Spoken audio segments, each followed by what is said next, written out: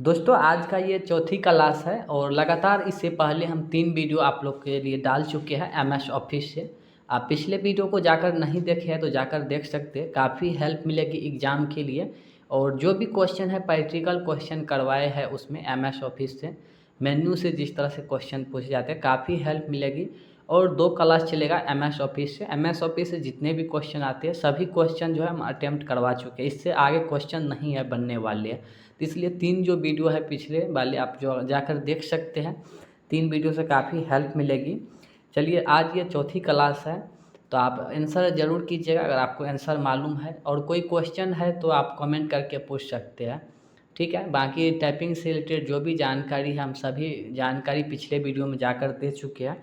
चलिए सबसे पहला क्वेश्चन यहाँ पे आपको बताना है कि फॉर्मेट पेंटर पेस्ट शॉर्टकट कुंजी क्या होता है।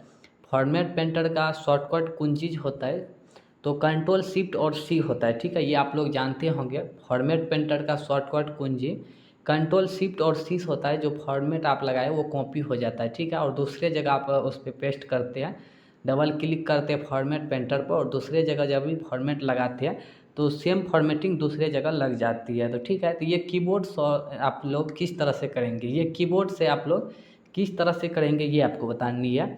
कि फॉर्मेट पेंटर पेस्ट शॉर्टकट कुंजी, कॉपी तो ऊपर वाले हो गया, यहाँ पे पेस्ट पूछा जा रहा है। तो ये नया यूनिक है, काफ़ी सारे छात्र नहीं भी जानते होंगे, काफ़ी सारे छात्र जान भी रहे होंगे।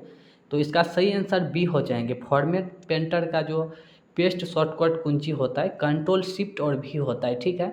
तो आप फॉर्मेट पेंटर बाय डिफ़ॉल्ट जो आप लोग दूसरे पर करते होंगे तो माउस के सहायता से आप डबल क्लिक करते होंगे फॉर्मेट पेंटर पे, उसके बाद कहीं पे उसे पेस्ट करते होंगे। तो आप कीबोर्ड से भी कर सकते हैं। पहले फॉर्मेट पेंटर कंट्रोल शिफ्ट और सी कर लेंगे, उसके बाद दूसरे जगह फॉर्मेटिंग को अप्लाई कर सकते हैं कंट्रोल शिफ्ट और भी के साथ, ठीक है। इसका सही आंसर बी हो जाएंगे। चलिए आगे आपको बताना है कि एमएस ऑफिस में क्विक एक्सेस टूल बार में कुल कितने विकल्प होते हैं। क्विक एक्सेस टूल बार जो होता है सबसे ऊपर में लेफ्ट साइड से होता है कोना पे। तो इसमें कुल कितने मेन्यू होते हैं ये आपको बतानी है, 1 2 3 और 5। तो 3 बाय डिफ़ॉल्ट उसमें विकल्प होता है, ठीक है। क्विक एक्सेस बार में बाय डिफ़ॉल्ट 3 उसमें जो है विकल्प रहता है। सबसे पहला अंडू, रीडू और सेव। उसे कस्टमाइज करके आप जितना भी वहाँ में डालना चाहते हैं तो कस्टमाइज करके डाल सकते हैं, लेकिन by default quick access tool bar में 3 विकल्प होते हैं, ठीक है, अंडू, रीडू और सेव, ठीक है। चलिए आगे आपको बताना है, तो इसका सही आंसर सी नंबर हो जाएंगे। चलिए 3 में आपको बताना है कि प्रिंटर कितने प्रकार के होते हैं। प्रिंटर कितने प्रकार के होते हैं ये आपको बतानी है। सबसे पहला है 5, 4, 3 और 8।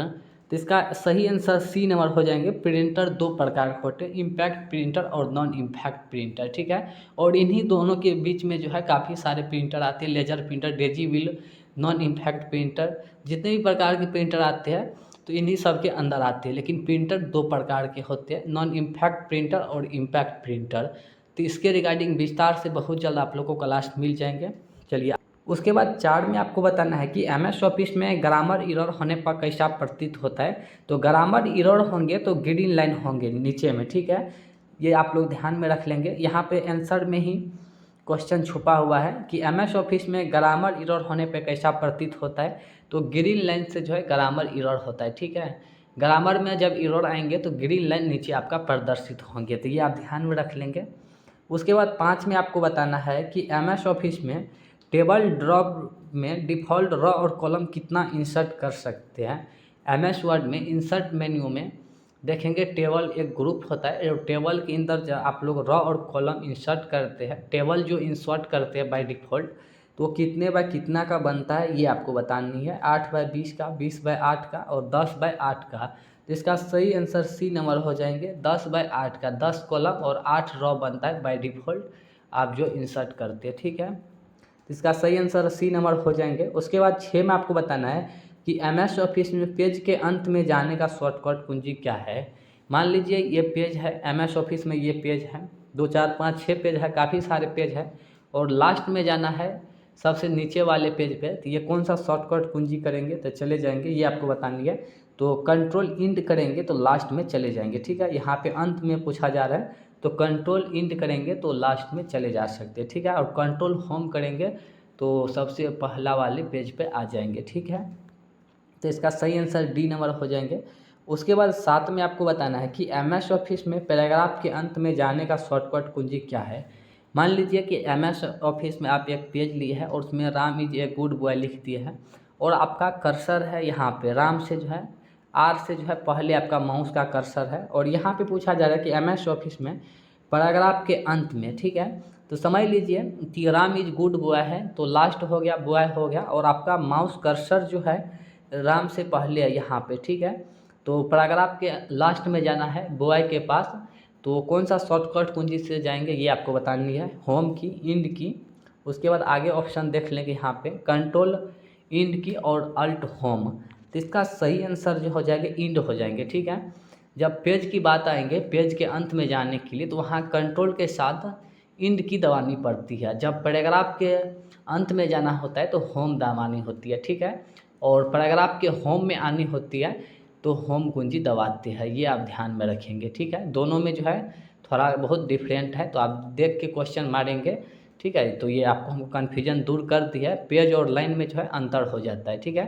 पेज के अंत में जाने के लिए कंट्रोल और होम का सहारा लेते हैं, कंट्रोल इंड का सहारा लेते हैं नीचे जाने के लिए और ऊपर आने के लिए, और लाइन के अंत में जाने के लिए सिर्फ हम इंड करते हैं और शुरुआत में आने के लिए होम करते हैं। तो ये दोनों बात आप ध्यान में रखेंगे, काफ़ी सारे सरल भाषा में आपको हम समझा दिए हैं। चलिए आगे आपको बताना है कि MS ऑफिस में पैराग्राफ के शुरू में जाने का शॉर्टकट कुंजी क्या है। यहाँ पे देखिए पैराग्राफ के शुरू में मतलब पहली ये मतलब समझ सकते हैं कि Ram is a good boy लिखा है और आपका कर्सर जो है समझ सकते हैं कि राम इज गुड बॉय है तो बीच में होगा इज है, कहीं पर भी आपका कर्सर है तो मतलब समझ सकते हैं यहाँ पर हमको कर्सर के लाना है राम से पहले, ठीक है, फर्स्ट में लाना है पैराग्राफ के फर्स्ट में। तो ये कैसे लाएंगे आपको डिटेल से हम बता दिए हैं। तो होम दबाएंगे तो पैराग्राफ के शुरू में आ सकते हैं और लास्ट में जो है इन से जा सकते हैं, ठीक है। आपका कर्सर होना चाहिए पहला, ठीक है। जैसे राम इज गुड बॉय है तो आपका कर्सर राम से पहले यहाँ पे होना चाहिए, ठीक है, तभी आप इंड में जाएंगे और इंड में रहेगा तो होम की दबाएंगे तो फिर यहाँ पे आपका कर्सर आ जाएंगे, ठीक है। तो ये आप ध्यान में रखेंगे, आप प्रैक्टिकल भी कर सकते हैं। उसके बाद 9 में आपको बताना है कि विंडोज डी से क्या होता है। Minimise active window, maximise windows और लॉक डेस्कटॉप, अनलॉक सेल। तो इसका सही आंसर जो है ये नंबर हो जाएंगे मिनिमाइज एक्टिव विंडो। जो भी आप MS ऑफिस में काम कर रहे होंगे MS एक्सेल में और विंडोज डी दबाएंगे तो मिनिमाइज होके आपका टास्क बार में वो ओपन रहेगा, ठीक है। तो ये आप ध्यान में रखेंगे। चलिए आगे आपको बताना है कि विंडोज L से क्या होता है। लॉक शीट, लॉक और अनलॉक PC और अनलॉक कंप्यूटर। तो यहाँ देखेंगे विंडोज L से जो है लॉक डेस्कटॉप होता है, ठीक है। तो ये आप यहाँ पे सुधार कर लेंगे, यहाँ पे अनलॉक PC और अनलॉक कंप्यूटर हो गया है तो यहाँ पे बी नंबर इसका सही कर लेंगे आंसर, लॉक डेस्कटॉप होता है, ठीक है। विंडोज L से जो है लॉक डेस्कटॉप होता है, ठीक है। तो ये आप ध्यान में रखेंगे विंडोज L से जो है लॉक डेस्कटॉप होता है, इसका सही आंसर बी नंबर हो जाएंगे, ठीक है। ये आप सुधार कर लेंगे। चलिए आगे आपको बताना है कि मेमोरी की सबसे बड़ी इकाई क्या है। मेमोरी की टोटल इकाई जो होता है 14 प्रकार का होता है। सबसे पहला होता है बीट होता है, निबल होता है, बाइट होता है, KB होता है, MB होता है, उसके बाद GB होता है, टेराबाइट होता है, पेटाबाइट होता है, एक्साबाइट होता है, जेटाबाइट होता है और योटाबाइट होता है, बेंटोबाइट होता है, ग्रिप्टोबाइट होता है, ठीक है। तो इसमें आपको बतानी है कि सबसे बड़ा मेमोरी का यूनिट क्या होता है। तो यहाँ पर देख लेंगे बीट जो है सबसे छोटा है, उसके बाद निबल है, ब्रोंटोबाइट है, ग्रिप्टोबाइट है। तो इसका सही आंसर डी नंबर हो जाएंगे। मेमोरी की सबसे बड़ी इकाई जो है गिप्टोबाइट होता है, ठीक है। तो ये आप ध्यान में रखेंगे, ठीक है। और सबसे छोटा जो होता है वो बीट होता है, ठीक है। चलिए आगे आपको बताना है कि 1024 GB किसके उदाहरण है। 1024 GB जो होता है वो किसके उदाहरण है ये आपको बतानी है। एक टेराबाइट, एक एक्साबाइट, एक योटाबाइट और एक ब्रोंटोबाइट। तो 1024 MB बराबर जो होता है 1 GB होता है और 1024 GB बराबर जो होता है 1 टेराबाइट होता है, क्योंकि GB के बाद टेराबाइट आता है, ठीक है। पहले GB आएंगे, उसके बाद टेराबाइट आएंगे, उसके बाद पेटाबाइट आएंगे। तो इसका सही आंसर ये नंबर हो जाएंगे। ये सब लॉजिकल क्वेश्चन है और इसी तरह से क्वेश्चन आप लोग को एग्जाम में देखने को मिलेगा। तो आप लोग को हम रेगुलर कहते हैं कि क्लास जो है अटेम्प्ट कीजिए, जो भी क्वेश्चन है अनुभव के तौर पे आप लोग को क्लास दी जा रही है, ठीक है। और यही क्वेश्चन आप लोग को एग्जाम में छपने वाले हैं। चलिए आगे आपको बताना है कि 13 में कि किसी मेन्यू से MS एक्सेल 2016 में सीट को छिपाने की विशेषता का चयन किया जाता है। कि MS ऑफिस में कोई सीट पे आप कार्य कर रहे हो उसे हाइड करना चाहेंगे तो कौन सा मेन्यू से करेंगे ये आपको बतानी है। सबसे पहला है फॉर्मूला, इंसर्ट, पेज लेआउट और होम। तो इसका सही आंसर डी नंबर हो जाएंगे। सेल्स ग्रुप में फॉर्मेट में विजिबिलिटी में जाकर हाइड और अनहाइड कर सकते हैं, ठीक है। तो इसका सही आंसर डी नंबर हो जाएंगे। आप किसी भी MS एक्सेल में कोई सीट पे कार्य कर रहे हैं, उस सीट को हाइड और अनहाइड करना चाहते हैं तो होम मेन्यू के सेल्स ग्रुप में फॉर्मेट में जाके आप वहाँ से हाइड और अनहाइड कर सकते हैं, ठीक है। ये ध्यान में रखेंगे। चलिए आगे आपको बताना है कि MS Office 2016 MS Excel workbook में एकल सीट को कैसे डिलीट किया जाता है। यहाँ पे आपको बताना है कि MS ऑफिस 2016 में एक सीट को कैसे डिलीट कर सकते हैं, ये आपको बतानी है, ठीक है। एक सीट तभी डिलीट होगा जब दूसरा सीट होगा, तभी पहला सीट को डिलीट कर सकते हैं। सिंगल सीट जो है कभी डिलीट नहीं होता है, ठीक है। तो सिंगल सीट को डिलीट करने के लिए डबल सीट लेना पड़ता है, ठीक है। तो एक सीट को आप कैसे डिलीट कर सकते हैं यहाँ पे आपको बतानी है। सबसे पहला यहाँ पर ऑप्शन देख लेंगे, वर्कशीट नेम पर दायां क्लिक करें और डिलीट विकल्प का चयन करें। तो इसका सही आंसर जो है ए नंबर हो जाएंगे, ठीक है। कि जो भी आपका वर्कशीट होता है नीचे में देखेंगे वो सीट 1, सीट 2 और सीट 3। तो सीट 1 पे राइट क्लिक करेंगे माउस से और डिलीट का ऑप्शन रहता है, वहाँ से आप डिलीट कर सकते हैं सीट को, ठीक है। उसके बाद सेकेंड में देखेंगे वर्कशीट पर कहीं भी दायां क्लिक करें, कहीं भी करने से नहीं होता है, ठीक है। इसका सही आंसर ये नंबर हो जाएंगे। चलिए आगे आपको बताना है 15 में लिखित में से कौन एक ऑपरेटिंग सिस्टम है। सफारी है, माइक्रोसॉफ्ट है, उबंटू है, नेट एस्केप है। एक ऑपरेटिंग सिस्टम की यहाँ पे बात हो रही है। तो सफारी जो है ये मतलब समझ सकते वेब ब्राउज़र है, एप्लीकेशन है। माइक्रोसॉफ्ट ये भी एप्लीकेशन सॉफ्टवेयर है। उसके बाद यहाँ पे नेट एस्केप, उबंटू। इसका सही आंसर जो है सी नंबर हो जाएंगे। उबंटू एक ऑपरेटिंग सिस्टम है, ठीक है। इसका सही आंसर सी हो जाएंगे। ये पिछले साल पूछा गया प्रश्न है। उसके बाद 16 में आपको बताना है कि सॉफ्टवेयर कितने प्रकार के होते हैं। आगे यहाँ पे समझ सकते हैं सॉफ्टवेयर ऑपरेटिंग सिस्टम के बारे में पूछा है। और नीचे आपको बताना है कि सॉफ्टवेयर कितने प्रकार के होते हैं, 2, 4, 5 और 8। तो इसका सही आंसर ए नंबर हो जाएंगे। सॉफ्टवेयर जो है 2 प्रकार के होते हैं, एक ऑपरेटिंग सिस्टम, एक एप्लीकेशन सॉफ्टवेयर। ऑपरेटिंग सिस्टम जो है कंप्यूटर में डाला रहता है और इसके बगैर कंप्यूटर ओपन नहीं होता है, ठीक है। एप्लीकेशन सॉफ्टवेयर होता है जो यूजर के द्वारा डाला जाता है, वो अपने काम के लिए यूजर डालते हैं, उसे एप्लीकेशन सॉफ्टवेयर कहते हैं, ठीक है। 17 में आपको बताना है कि MS ऑफिस 2016 में किस मेन्यू से जूम फंक्शन का चयन किया जाता है। ये पिछले साल पूछा गया क्वेश्चन है, तो समझ सकते हैं इसी तरह से क्वेश्चन जो है पूछे जाते हैं। ज़्यादा आप लोग को जीके जीएस रटने की आवश्यकता नहीं है। जो प्रैक्टिकल क्वेश्चन है उन सब पे ध्यान दीजिए, ठीक है।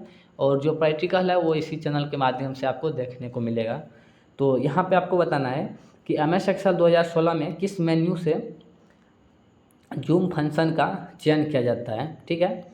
तो यहाँ पे देखेंगे पहला ऑप्शन है होम, रिव्यू, व्यू और फाइल। तो इसका सही आंसर सी नंबर हो जाएंगे। व्यू टैब में जूम इन, जूम आउट और बाय डिफ़ॉल्ट 100 पे सेट रहता है। तो ये सब जो है चेंज आप लोग व्यू मेन्यू से कर सकते हैं, ठीक है।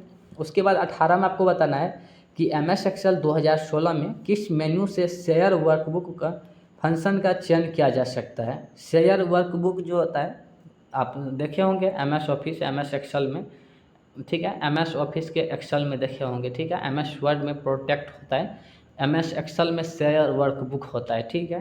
तो ये कौन सा मेन्यू में होता है ये आपको बतानी है। सबसे पहला है home, insert, review, page layout. तो इसका सही आंसर सी नंबर हो जाएंगे। रिव्यू टैब में जो है शेयर वर्कबुक का ऑप्शन रहता है, ठीक है। तो इसका सही आंसर सी नंबर हो जाएंगे। 19 में आपको बताना है कि MS पावर पॉइंट में न्यू स्लाइड की शॉर्टकट कुंजी से लेते हैं। न्यू स्लाइड की यहाँ बात हो रहा है। जब यहीं पर अगर पूछ देंगे कि MS पावर पॉइंट में न्यू पेज का शॉर्टकट कुंजी क्या होता है, तो कंट्रोल एन होता है, ठीक है। और नया स्लाइड के लिए कंट्रोल एम से नया स्लाइड ले सकते हैं, ठीक है। तो इसका सही आंसर बी नंबर हो जाएंगे, कंट्रोल एम से नया स्लाइड ले सकते हैं, ठीक है। चलिए आगे आपको बताना है कि निम्नलिखित में से कौन सा विकल्प MS एक्सेल 2016 में शेप्स फंक्शन का सदस्य नहीं है। MS ऑफिस में इंसर्ट मेन्यू के इलेक्ट्रेशन ग्रुप में शेप्स होता है, टोटल 6 प्रकार के शेप्स होता है। तो इसमें आपको बतानी है कि इसमें कौन सा एक प्रकार का शेप्स नहीं है। सबसे पहला है क्लाउड्स है, ब्लॉक एरो, लाइन है, उसके बाद बार चार्ट होता है। तो ये तीनों होता है और बार चार्ट जो होता है ये चार्ट के अंदर होता है, ठीक है। तो ये तीनों ब्लॉक एरो होता है, लाइन होता है, क्लाउड्स होता है, स्टार एंड बैनर होता है, ये सब जो है चार्ट होता है। बाकी यहाँ पे बार चार्ट जो है ये नहीं होगा। इसका सही आंसर डी हो जाएंगे। उसके बाद 21 में आपको बताना है कि MS एक्सेल 2016 में नया सीट प्रविष्ट करने हेतु प्रयोक्ता द्वारा निम्नलिखित में से किस विकल्प का चयन करेंगे। MS एक्सेल में नया सीट इंसर्ट करने के लिए होम मेन्यू के कौन सा ग्रुप से करेंगे ये आपको बतानी है। सबसे पहला है होम अलाइनमेंट, होम स्टाइल, उसके बाद होम नंबर, उसके बाद होम सेल्स ग्रुप। तो इसका सही आंसर डी हो जाएंगे। होम मेन्यू के सेल्स ग्रुप में इंसर्ट रहता है तो वहाँ पे आप इंसर्ट सीट कर सकते हैं। बाकी इंसर्ट कॉलम रहता है, इंसर्ट सेल होता है, इंसर्ट रॉ होता है। तो ठीक है, तो ये सब जो है विकल्प इंसर्ट में होता है। सेल्स ग्रुप में इंसर्ट के अंदर ये सब विकल्प रहता है। तो इन लोग को आप ध्यान में रखेंगे। ये जो भी ऑप्शन है, ये जो भी पीपल ऑप्शन है, इन सबको ध्यान में रखना है। ठीक है, चलिए आगे आपको बताना है। तो इसका सही आंसर डी हो जाएंगे। ये आप कन्फ्यूजन दूर कर लेंगे। होम मेन्यू के सेल्स ग्रुप में इंसर्ट से आप लोग जो है सीट नया इंसर्ट कर सकते हैं। बाकी शिफ्ट 11 से भी आप नया सीट ले सकते हैं जब शॉर्टकट कुंजी पूछेंगे तब। ठीक है, यहाँ पे सिर्फ पूछा जा रहा है कि कौन सा मेन्यू के ग्रुप से ले सकते हैं। ठीक है, चलिए आगे आपको बताना है कि dash dash address contents 128 bit, 128 bit जो है किनको सपोर्ट करता है ये आपको बतानी है। IPv6, IPv4, उसके बाद MSCID, URL ID। तो IPv4 से जो है मतलब समझ सकते हैं IP एड्रेस से जो है 2 नंबर जो है हर एक साल पूछे जाते हैं। क्लास एक तो है क्लास ABCD में दे देगा आपको, तो इसमें पहचानने के लिए कि इसमें ये कौन सा मतलब समझ सकते हैं 250 दे देगा, 260 दे देगा, ऐसे काफ़ी सारे ऑप्शन देगा और बोल देगा कि ये कौन सा एड्रेस के अंदर आता है। ठीक है, आगे हम आप लोग को प्रोवाइड करवा देंगे ये सब क्वेश्चन जो भी है, धीरे धीरे सभी क्वेश्चन आपको प्रोवाइड करवा देंगे। ठीक है, तो इसमें आपको बताना है कि 128 बिट जो होता है वो किसके सपोर्ट में आते हैं। तो IPv6 में आता है 128 बिट। ठीक है, और IPv4 में जो आता है वो 32 बिट आता है। ये आप ध्यान में रखेंगे। IPv4 में जो है 32 बिट सपोर्ट करता है और IPv6 जो होता है 128 बिट सपोर्ट करता है। ठीक है, तो इसमें आपको बताना है कि निम्नलिखित में से कौन सा हार्डवेयर डिवाइस नहीं है। कीबोर्ड है वो, उसको भी हम छू सकते हैं, माउस को भी छू सकते हैं, मॉनिटर को भी छू सकते हैं। MS वर्ड जो है ये एप्लीकेशन सॉफ्टवेयर है, इसे सिर्फ हम देख सकते हैं, इसे छू नहीं सकते। ठीक है, तो इसमें पूछा जा रहा है कि इनमें से कौन हार्डवेयर डिवाइस नहीं है। तो MS वर्ड जो है ये एप्लीकेशन सॉफ्टवेयर है, इसे हम देख सकते हैं, बाकी छू नहीं सकते। ठीक है, इसका सही आंसर सी हो जाएंगे। 24 में आपको बताना है कि निम्नलिखित में से कौन सा एक वेब ब्राउज़र नहीं है। वेब ब्राउज़र आप लोग जानते होंगे, तो इसमें से कौन नहीं है ये आपको बतानी है। सबसे है फायरफॉक्स, गूगल क्रोम, उबंटू और सफारी। तो फायरफॉक्स भी होता है, गूगल क्रोम भी आप चलाते होंगे, सफारी भी चलाते होंगे, माइक्रोसॉफ्ट का ये सफारी है। उसके बाद उबंटू जो है ये ऑपरेटिंग सिस्टम है। ठीक है, तो इसका सही आंसर सी हो जाएगा। बाकी तीनों जो है ये ब्राउज़र है। ठीक है, चलिए नेक्स्ट क्वेश्चन है, ये महत्वपूर्ण क्वेश्चन है 25 नंबर का, पिछले साल पूछा गया क्वेश्चन है। आपको बताना है कि MS वर्ड 2016 में चयनित टेक्स्ट अपर केस जो होता है कितने प्रकार के होते हैं। तो टोटल 5 प्रकार के चेंज केस होता है। ठीक है, तो यहाँ पर आपको बताना है कि MS वर्ड 2016 में चयनित टेक्स्ट अपर केस बनाने के लिए किस शॉर्टकट कुंजी का उपयोग करेंगे। MS वर्ड में आप कोई टेक्स्ट टाइप किया और उसे सेलेक्ट किए हैं, तो आप उसे अपर केस में बनाना चाहेंगे तो आप कौन सा विधि से करेंगे ये आपको बतानी है। सबसे पहला यहाँ देखिए, Alt+H से जो है Alt+H से होम टैब जो है हाईलाइट करेंगे। ठीक है, फिर 8 प्रेस करें और फिर H करें, तो ये नहीं होगा। बी में यहाँ पर देखेंगे, सबसे पहले Alt+H करेंगे तो होम मेन्यू हाईलाइटेड करेंगे, उसके बाद 7 करेंगे तो चेंज केस में चले जाएंगे। 7 नंबर पे चेंज केस रहता है। ठीक है, उसके बाद U दबाएंगे तो अपर केस हो जाएंगे। तो देखिए क्वेश्चन लॉजिकल है और इसका आंसर जो है इसी में आपका छुपा हुआ है। Alt+H प्रेस 7 और फिर U करेंगे तो अपर केस हो जाएंगे। तो रटने की आवश्यकता नहीं है, इसका आंसर जो है यहीं पे छुपा हुआ है। अपर केस है तो यूज़ हो जाए अपर केस, तो इसका सही आंसर बी हो जाएंगे। ठीक है, Alt+H, उसके बाद आप एक बार प्रैक्टिकल करके देख लेंगे। Alt+H करेंगे, उसके बाद 7 दबाएंगे, उसके बाद U दबाएंगे तो आपका जो सिलेक्ट टेक्स्ट है वो अपर केस में जो है चेंज हो जाएंगे। ठीक है, चलिए आगे बताना है कि MS ऑफिस में किस मेन्यू से फाइंड फंक्शन का चयन किया जा सकता है। पिछले साल पूछा गया फाइंड, रिप्लेस और सेलेक्ट का जो विकल्प होता है वो MS ऑफिस में कौन सा मेन्यू में होता है ये आपको बतानी है। होम, इंसर्ट, पेज लेआउट और रिव्यू VO। जिसका सही आंसर होम मेन्यू के एडिटिंग ग्रुप में होता है। ठीक है, इसका सही आंसर ये हो जाएंगे। उसके बाद 27 में आपको बताना है कि नई वर्कशीट डालने के लिए किस शॉर्टकट कुंजी का उपयोग करेंगे। MS एक्सेल में नया सीट जो डालेंगे कौन सा शॉर्टकट कुंजी से डालेंगे ये आपको बतानी है। सबसे पहला है शिफ्ट F11। शिफ्ट F11 देखिए 2 बार टैप हो गया, शिफ्ट F11, शिफ्ट F11 नहीं, यहाँ पे शिफ्ट F1 है। सेकेंड में shift F11, control shift F11, उसके बाद कंट्रोल अल्ट F11। इसका सही आंसर बी हो जाएंगे।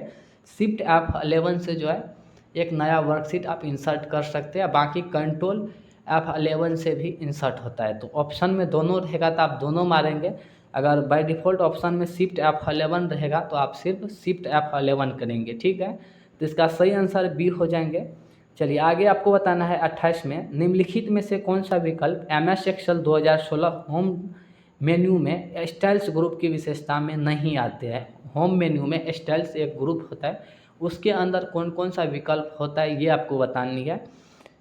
कौन सा विशेषता नहीं है, मतलब स्टाइल ग्रुप में कौन कौन सा विशेषता नहीं है, मतलब स्टाइल ग्रुप में कौन कौन से नहीं आते हैं ये ऑप्शन, ये आपको छांटना है यहाँ पे। सबसे पहले यहाँ देखिए cells style, format as table, wrap text, conditional formatting.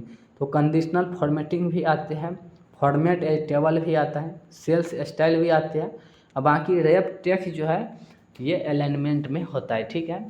Home menu के अलाइनमेंट ग्रुप में रेप टेक्स्ट होता है, ठीक है। तो इसका सही आंसर सी हो जाएंगे, और बाकी तीनों ऑप्शन जो है ये स्टाइल्स ग्रुप में होता है, ठीक है। उसके बाद 29 में आपको बताना है कि MS एक्सेल में किस विशेषता का उपयोग टेक्स्ट को एक निर्दिष्ट कोना के माध्यम से घुमाने के लिए किया जाता है। ये फॉर्मेट सेल विकल्प में होता है। आपको बताना है कि MS एक्सेल में टेक्स्ट का जो है ओरिएंटेशन होता है एक, आप टेक्स्ट को किन्हीं साइड से जो है घुमा सकते हैं, टेक्स्ट का जो है एक तरह से आकार चेंज कर सकते हैं, ठीक है। 3-4 ऑप्शन रहता है, तो ये आपको बताना है कि ये किन ग्रुप से करते हैं, ये आपको बतानी है। सबसे पहला है text orientation, text indent, text alignment, text formatting. तो MS एक्सेल में यहाँ पे देख लेंगे टेक्स्ट ओरिएंटेशन होता है, ये अलाइनमेंट ग्रुप में होता है। तो यहाँ से आप टेक्स्ट का जो है आकार जो है घुमा सकते हैं, मतलब एक तरह समझ सकते हैं टेक्स्ट का जो है एक कोण जो है चेंज कर सकते हैं, ठीक है। तो यहाँ देखिए हम चेंज करके दिखाए हैं, आप स्क्रीनशॉट देख सकते हैं। तो इस तरह से जो है चेंज कर सकते हैं, ठीक है। आप जो भी टेक्स्ट आप जो टाइप करते हैं MS एक्सेल में बाय डिफ़ॉल्ट लेफ़्ट राइट से जो है वो जो दिखाई देता है, आप उसे चेंज कर सकते हैं अपने फॉर्मेटिंग के अकॉर्डिंग। वो जब भी लेटर टाइप करना होता है तो उस तरह से जब भी कोई फ़ॉन्ट आता है तो आप वहाँ से चेंज कर सकते हैं, ठीक है। चलिए 29 में आपको बताना है कि MS एक्सेल में स्मार्ट आर्ट विकल्प किस टैब में होता है। स्मार्ट आर्ट किस टैब में होता है ये आप लोग आंसर कीजिएगा, देखते हैं कितने स्टूडेंट सही करते हैं। आप ईमानदारी पूर्वक आप अपना आंसर कीजिएगा। MS एक्सेल में स्मार्ट आर्ट विकल्प किस टैब में होता है। तो इसमें टोटल हम 30 क्वेश्चन का रिवाइजिंग करवाए हैं। आप लोग कितना स्कोर कर पाए हैं कमेंट जरूर कीजिएगा। रेगुलर जो है आप लोग इस चैनल के माध्यम से क्लास दी जा रही है, आप 3 पिछले वीडियो को जाकर देखिए, काफ़ी हेल्प मिलेगी। और मैं गारंटी के साथ कह रहा हूँ कि अभी तक में जो भी क्वेश्चन करवाए हैं 4 से 5 नंबर का आप लोग को एग्ज़ाम में देखने को मिलेगा। तो ये आप लोग ध्यान में रखेंगे, आप पिछले वीडियो को जाकर देखिए। बाकी टाइपिंग से रिलेटेड जो भी जानकारी है हम सभी जानकारी दे चुके हैं, आप लोग का कोर्स भी प्रोवाइड करवा चुके हैं। अभी तक जो भी छात्र कोर्स लेने से वंचित रह चुके हैं तो आप कोर्स ले सकते हैं। व्हाट्सअप नंबर डिस्क्रिप्शन में, आप हमें संपर्क करके व्हाट्सअप नंबर से आप कोर्स ले सकते हैं। और भी कोई जानकारी चाहिए तो कमेंट करके पूछ सकते हैं। धन्यवाद।